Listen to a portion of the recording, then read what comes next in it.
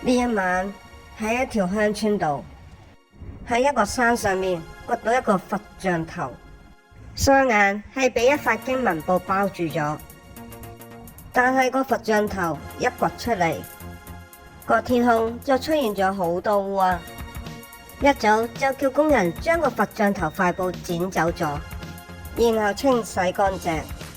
個工人就同佛像頭雙眼對望咗，跟住就開車運送途中，就同咗個的士司機雙眼對望咗。到咗黃昏時間，個天突然間落雨，但係啲雨水竟然係黑色嘅，又行雷又閃電，個天好唔尋常。跟住個工人收工嚟到餐廳度，突然就發咗癲咁喺度大叫，跟住雙眼就變白咗，然後就用個酒樽打落餐廳老闆度。其他人見到就即刻上前去制止佢。另一邊的士司機雙眼都變成白色，佢不斷大叫，然後就衝咗落山。跟住個工人就捉咗嚟差館度，都不斷咁喺度大叫，仲不斷咁去扯自己隻手，扯到隻手斷晒骨，流好多血，嚇到個女警都呆咗，然後就撲上去撳住個工人。另一邊一間寺廟嘅和尚發現咗個佛像頭，就奇怪點解會有經文布綁住咗雙眼，所以佢哋就嚟揾考古博士查問。當晚博士就將相片轉發俾佢前妻，佢前妻都係古文博士。到咗一早就有鄰居嚟揾女博士，佢因為個女車禍死咗，同博士離咗婚之後就搬到嚟呢條村度住。跟住佢就同埋鄰居嚟到村公所度，大家嚟到係商討尋日落黑雨嘅問題。女博士入到嚟就見到個佛像頭，就奇怪個佛像頭點解會喺呢一度嘅呢？原來村長將個佛像頭擺咗喺村公所度，用嚟吸引遊客嚟參觀。佢覺得個佛像頭有啲唔妥，就靜靜咁將眼燈熄咗，等其他人睇唔到呢個佛像頭。跟住佢就同鄰居入咗禮堂度，但係佢都覺得唔多對路，就衝咗去廁所度打俾佢前夫，話個佛像頭就喺呢一度。正當村長叫大家唔使擔心嗰陣時，就有一個雙眼變白嘅村民拎住咗把鐮刀，企咗喺大家後面度大叫，然後就一刀劈落去另一個村民度，嚇到所有人都走開晒。女博士就同鄰居一齊逃走，全部人都走晒出嚟。正當佢想打電話報警嗰陣時，鄰居就俾人揸車撞死咗，嚇到女博士呆晒。佢就見到大家雙眼都變白咗，不斷互相毆打殘殺，所有人都好似癲咗咁。佢就嚇到企咗喺度，唔知點算好。有個村民見到就拖住佢走，見到有個學生喺度就救埋咗佢，然後大家就一齊走到去村公所入邊。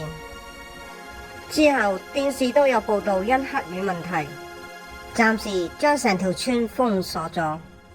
而和尚就喺電話度見到個佛像頭，冇咗塊經文布喺度喎。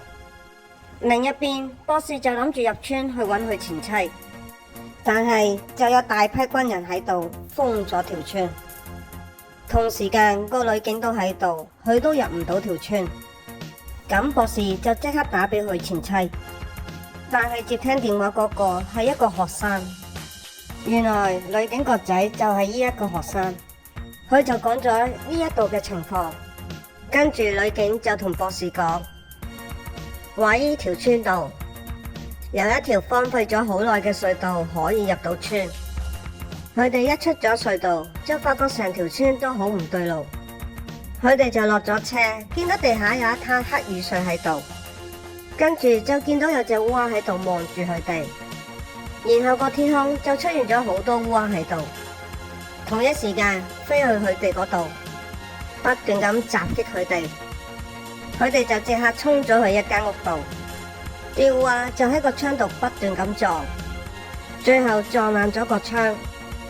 博士就衝咗去廚房度，搵到包麵粉，就將包麵粉灑滿晒喺張台度，就喺麵粉度畫上經文，跟住就叫女警快啲過嚟台下邊。烏鴉就跟住飛晒入嚟，但係啲烏鴉就睇唔到佢哋，就喺間屋度不斷咁亂飛。另一邊，和尚就搵到本舊書，記載過有一隻惡鬼附咗喺寺廟個佛像度，最後用咗經文簿封印咗之後埋咗喺地下度。啲烏鴉一直停留喺間屋度唔走，博士就話一齊衝出去，翻上去架車度。佢哋衝咗出去，啲烏鴉都跟住飛埋出嚟。博士就走咗去地下灘黑雨水度，拎起咗啲泥土放咗上去架車度，然後就畫上經文。啲烏鴉就不斷咁去襲擊佢，跟住博士就即刻翻上車度。啲烏鴉就不斷喺度飛，揾緊佢哋，但係啲烏鴉睇唔到佢哋，然後就離開飛走晒啦。跟住和尚就打俾博士，話一定要用經文將佛像頭再次封印。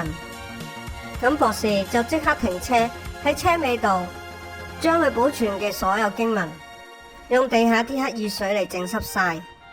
佢哋就即刻開車出發去村公所。而喺村公所入邊，女博士雙眼都變白咗，就不停咁去襲擊其他人。個學生見到就即刻去阻止佢。另一邊，出邊有一個村民喺冷氣機位置度點火，就發生咗爆炸。所有人都望住咗個佛像頭，其他人都覺得呢一度都一樣唔安全，都話要翻出去。佢哋出到去之後就上咗架旅遊巴度，但係頭先爆炸嗰一刻，佢哋都同佛像頭對望過，大家雙眼都變白咗，開始互相殘殺。依家喺村公所度得返學生同女博士，而博士就嚟到村公所門口，就同和尚講話準備好啦。跟住和尚就喺寺廟度，大家一齊開始念經文，就叫博士個電話唔好收線，要開到最大聲。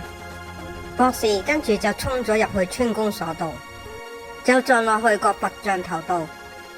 但係女警就同咗個佛像頭雙眼對望咗，然後女警就落車去揾佢個仔，而博士就用咗濕咗黑雨水嘅經文貼落去個佛像頭雙眼度，而寺廟度所有和尚都不斷咁念經文。女警揾到佢個仔，但係佢自己雙眼都變白咗，佢就拎咗支槍出嚟指住阿仔。博士終於將經文貼滿晒喺佛像頭雙眼度，再喺佛像頭度畫上經文。